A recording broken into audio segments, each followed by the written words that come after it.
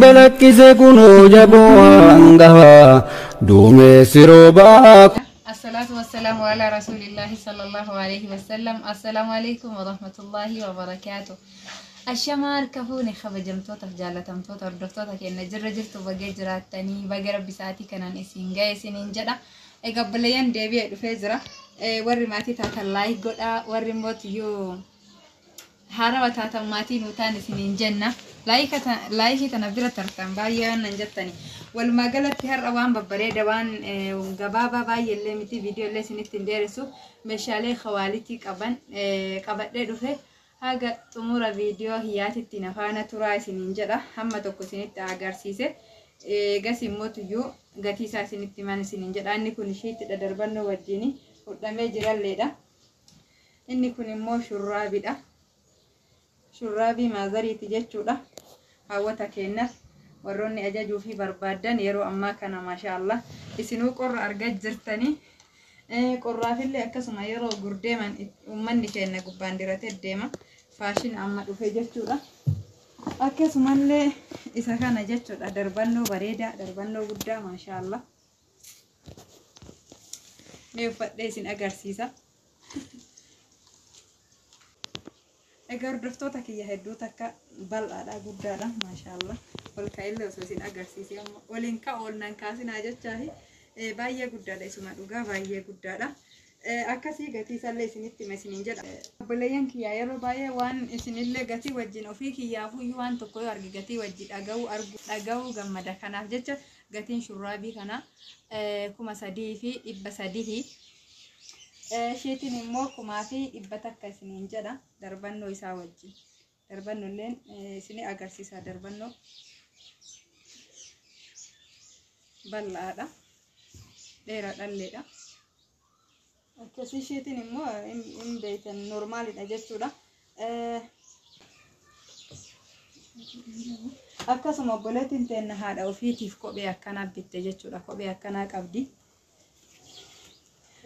Rabbiin isirraa haa jaallatu. Haadha qofa osoo hin taane abbaatiyyuu jechuudha. 2,500 irraanfadheesuma dhugaa. Kopheen hedduu takka bareedduudha. Hedduu maashaallah normaalidha. Rabbiin isirraa haa jaallatu.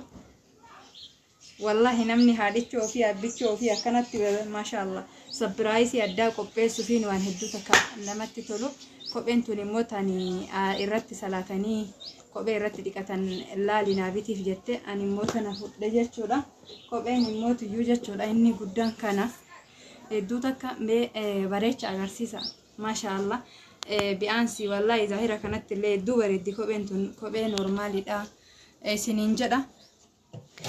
Egaa balayyaan kiyya asitti asee mandajaa hedduu bareedaa ta'e, hedduu barbaadama, hedduu hawaalitii qabu ta'e isa ijumaanuyyuu ilaalaa bakka kanaan daaraa jalaa gannaqani.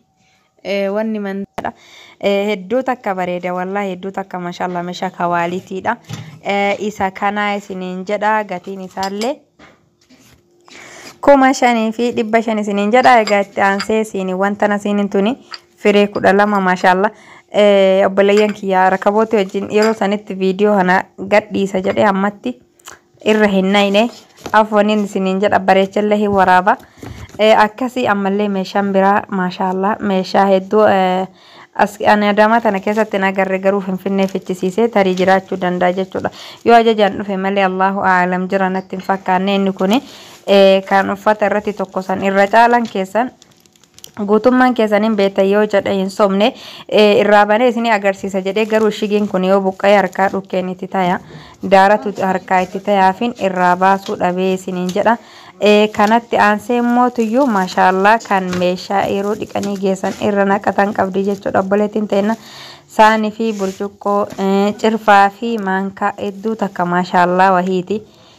Dhugaa rabbititti hedduu takkanatti tole. Inni illeen Addis Ababaarraa hin dhufe jechuudha. As keessa soqee dhabe kan pilaastikiitiin jira malee hin agarreen isiniin jedha.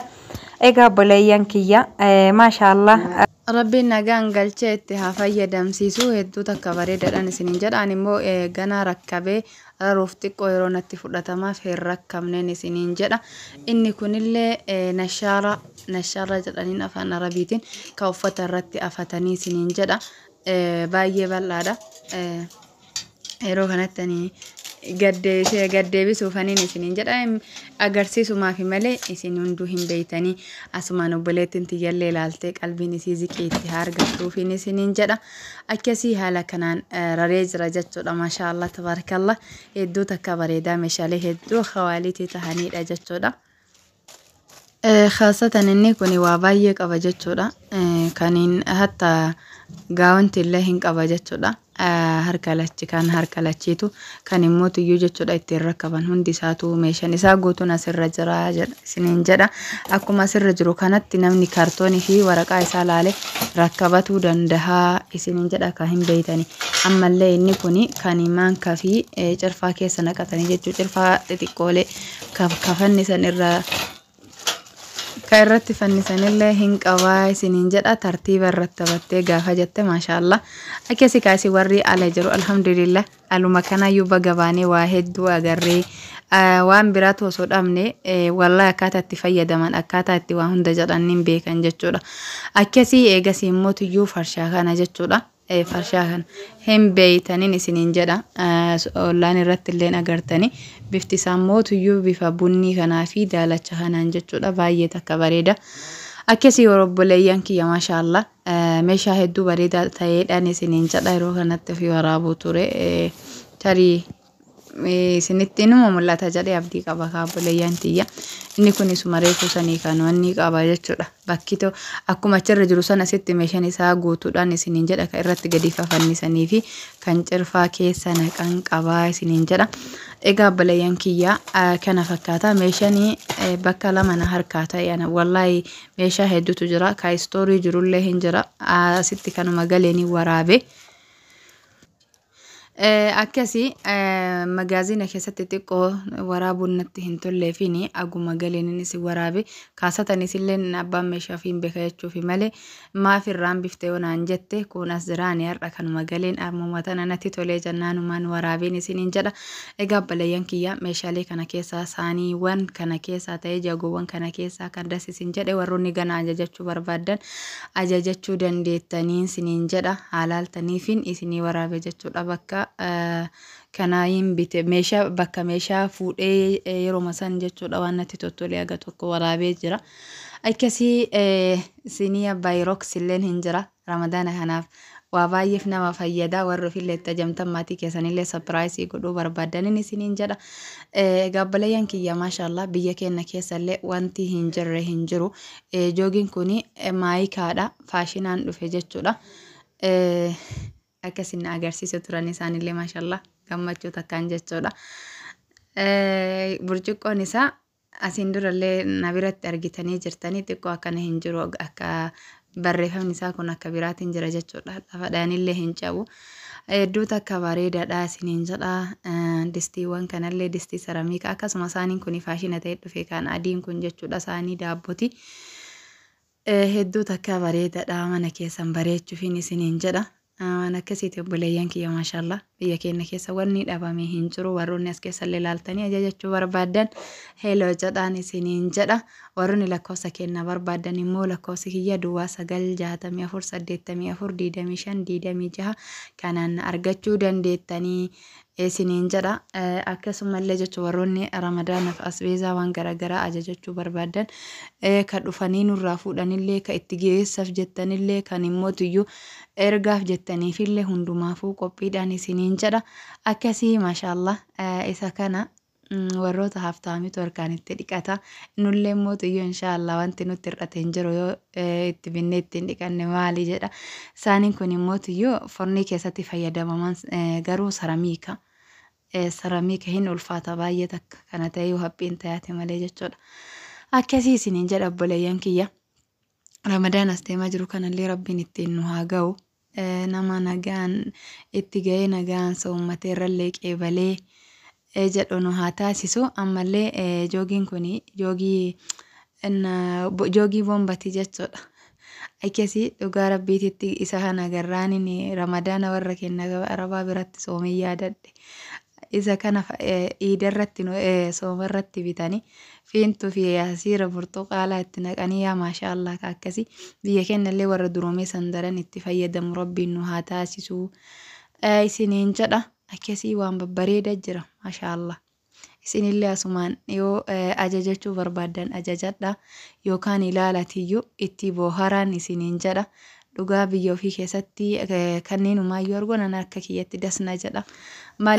Yoonin har'a qabaatanii itti fayyadamin illee yoonin jiraate itti of durattuu itti fayyadaman jechaafin isiniin jedhe waan akkasiiti inshaallah. Akkasii obboleeyyan kiyya viidiyoon kiyya gara xumuraati irratti dhiyaate ammoo asbeeza obboleetti kennaa takka shukkaraa fi ruuza homaa jechuudha.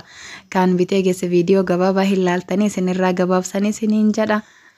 Viidiyoo kana egaa meeshaa kana eega xumuree eega naqee jechuudha. Maaliif waraabne jedhee waraabe jechuudha. Akkasii ruuza kiiloo 5 shukkara kiiloo 4 bakka lamatti eegas illee kiiloo 5 akka immoo inni gargar ta'uuf ka kiiloo 5 kana feestala gurraacha kanaaniin hidheen isiniin jedha. Akkasii obboleeyyan kiyya warroonni jechuudha kaasata ramadaana kana shorbatti fayyadamanii shorbas tahee akkasuma bunaa fi shaayii wajjin fayyadaman jechuudha. Shukkarri wanti inni itti nama fayyadu waa baay'eedha. Bittanii erguu fi hin dandeettan maatii keessaniin gammachiisuu isiniin jedha.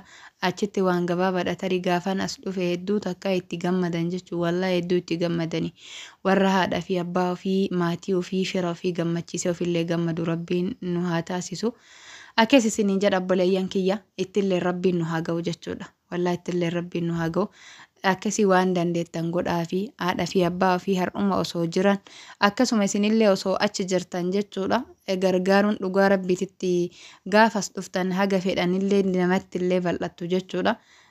Haga tokkoon ulfaata jireenyi in ulfaata yoo jedhu isin sodaachisuuf osoo hin taane osoma achi jirtan kana isoo irra gargaartanii irra bareedadha.